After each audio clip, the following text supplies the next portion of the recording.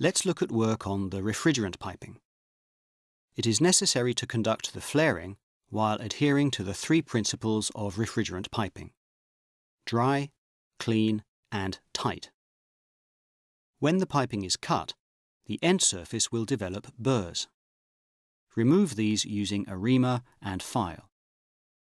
Be sure to face the piping end downwards during this process to prevent any filings from getting inside. These are photos before and after burr removal. Now, conduct flaring to connect the piping. First, slide the flare nuts that you have removed from the indoor and outdoor units onto the piping. Note that the piping diameter will be larger after flaring, so the flare nuts cannot be slid onto the piping after flaring. Create the flare using a flaring tool. Set the piping inside the flare. Adjust the piping allowance and secure it firmly.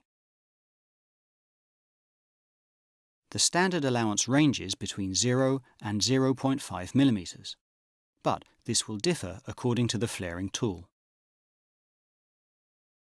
After setting the piping in the flaring tool, create the flare by rotating the handle.